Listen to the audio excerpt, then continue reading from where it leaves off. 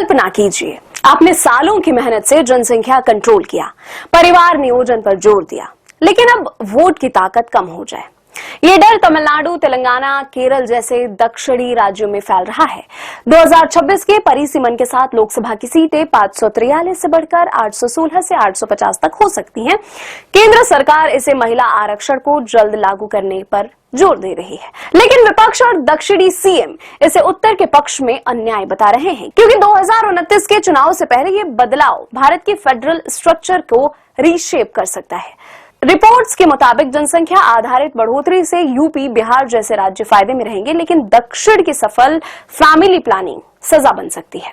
परिसीमन यानी लोकसभा और विधानसभा सीटों की सीमाओं और संख्या का नया निर्धारण आबादी के हिसाब से सीटें बांटी जाती है, ताकि हर वोट का बराबर वजन हो।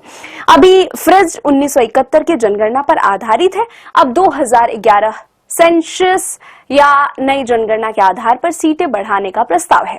सरकार का कहना है कि इससे महिला आरक्षण को प्रभावी बनाया जाएगा, लेकिन दक्षिणी राज्य चिंतित हैं।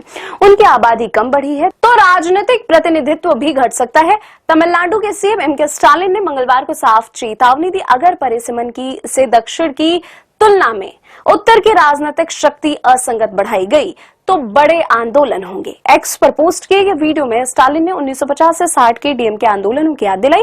बोले, यह कोई धमकी नहीं बल्कि चेतावनी है। उन्होंने तमिलनाडु की जनसंख्या नियंत्रण सफलता को सजा बताया। स्टालिन का टोन अग्रेसिव था। आत्मसम्मान वाले लोग सिद्धांतों के लिए लड़ते हैं, ये बयान दक्षिण में रेजोनेंस पैदा कर रहा है।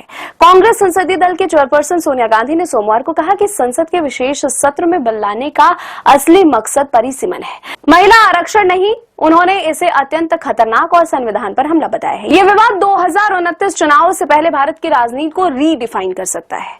दक्षिण के आत्मसम्मान और उत्तर की जनसंख्या रियलिटी के बीच बैलेंस ढूंढना चुनौती है। परिसीमन सिर्फ सीटें बढ़ाने का मामला नहीं है, ये फेडरलिज्म, न्याय और लोकतंत्र का सवाल है। स्टालिन की चेतावनी, सोनिया का हमला, रेवंत का मामला, अब सब एक बात कह रहे हैं कि प्रक्रिया ट्रांसपेरेंट, इंक्लूसिव और इक्विटेबल होना चाहिए। अगर सही तरीके से किया गया तो ये भारतीय लोकतंत्र को मजबूत बनाएगा, वरना उत्तर पश्चिम डिवाइड और गहरा हो सकता है।